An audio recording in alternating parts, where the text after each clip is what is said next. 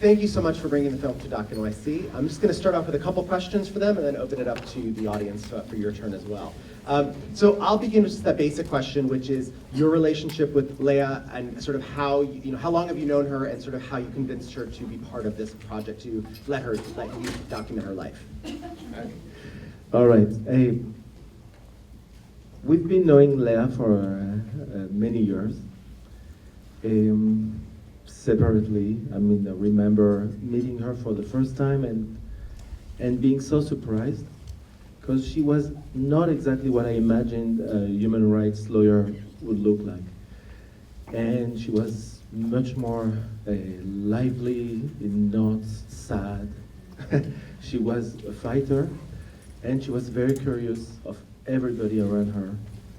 And I was very, very surprised. And I thought she could be, she's a great character for a movie. But it was more than 15 years ago. And then I met Rachel, and I discovered that Rachel also knew her, and we thought about, what a great character for a movie she would be. And nobody was making any movie. And one day we woke up or something woke up and we said, well, maybe we have to do this film. And I remember proposing her, telling her that I'm interested. She told me, my life is very boring. I'm going to the office.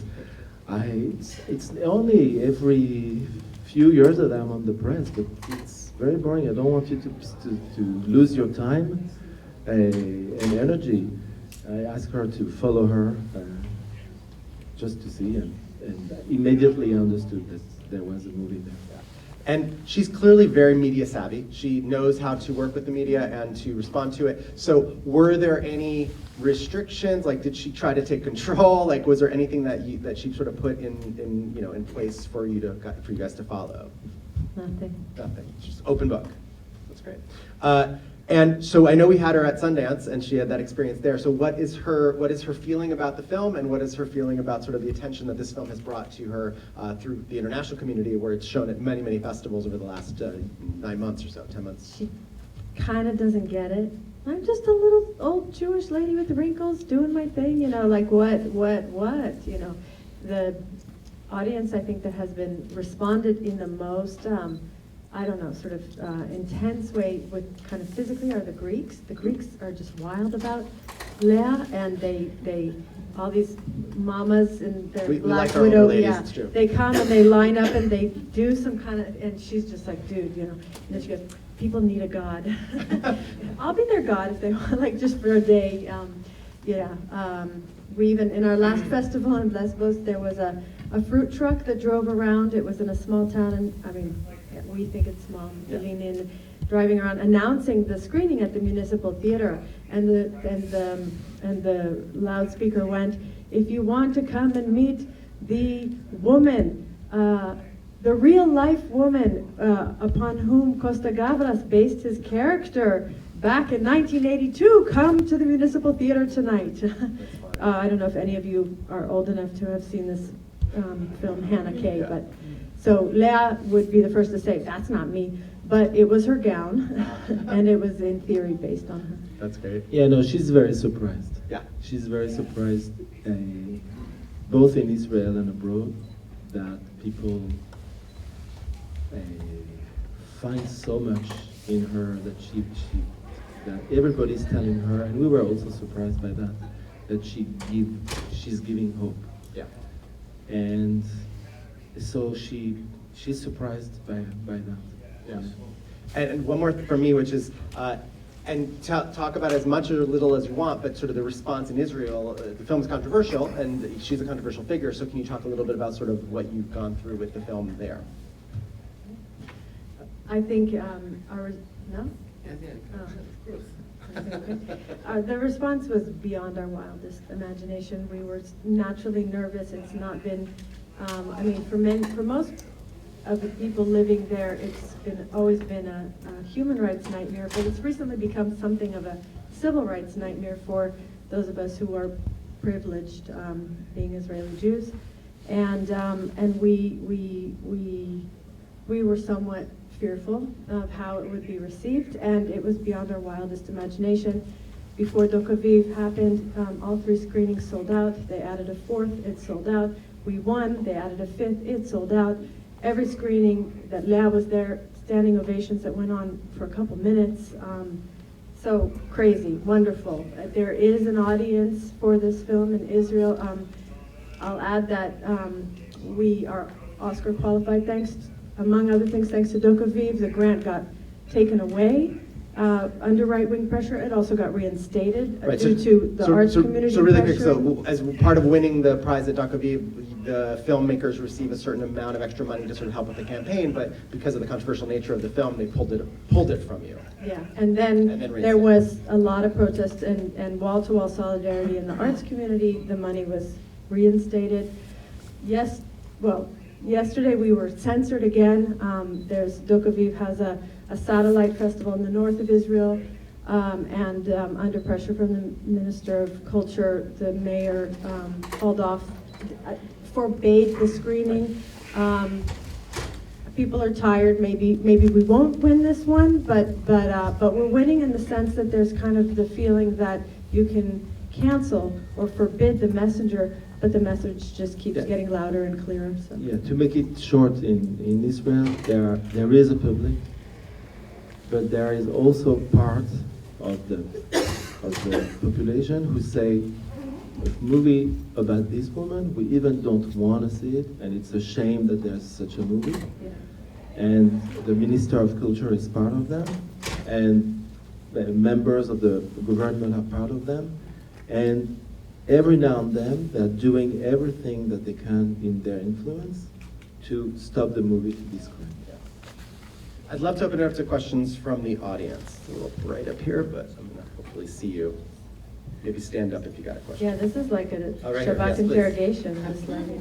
I'm interested in the arrest of Tareq and what the latest updates are around that story. Let me quickly repeat. So the question is about the arrest of Tareq, and if there's any updates that you might be able to share.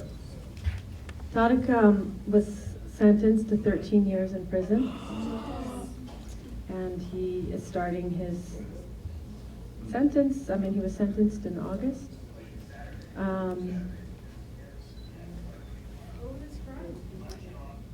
Shootings.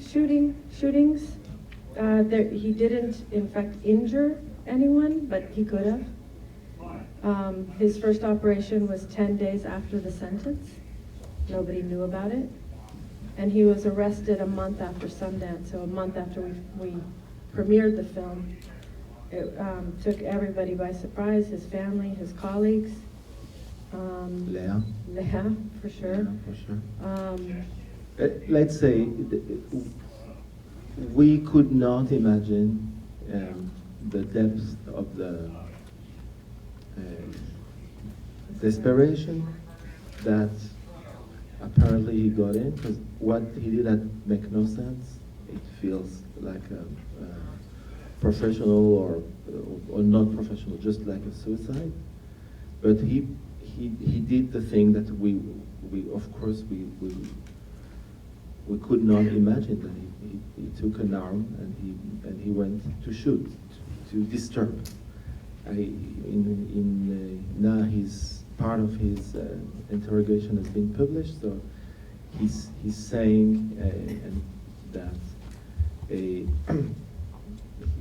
didn't want it to kill anyone, but he had to do something to disrupt. And he says that those two verdicts Broke him. broke him. Was he working alone or with? He started alone, and then he joined forces with Zacharias Bede, who is a pretty well-known militant who, if anybody, again, it has been around long enough, was one of the characters in a fantastic film called Arna's Children, which came out about 18 years ago.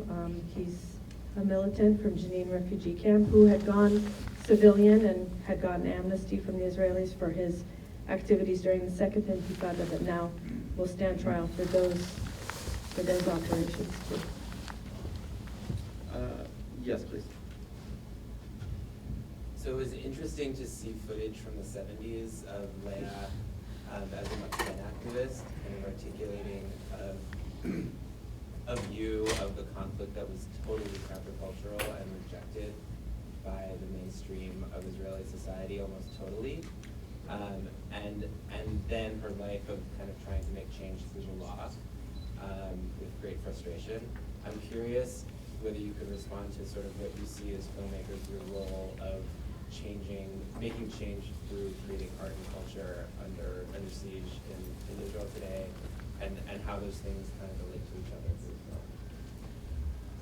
through film. Well, I don't, it's a beautiful question. I don't feel under siege.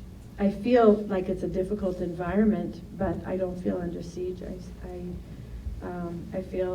know I'm part of the privileged group, and I still get to, by and large, do what I want. Not, anything I want, but as does Leah. As she's a free subject, There's a Godal has a quote. I'm going to quote Godal, it's embarrassing. Godal has a quote, and I always forget it when I go to quote it, so if anyone can help me. But it goes something like, what is cinema?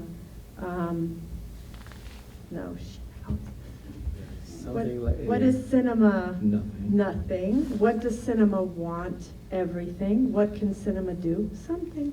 Although he probably doesn't say it in that Yiddish kind of intonation, and so we're after that something. Questions towards the back, anyone?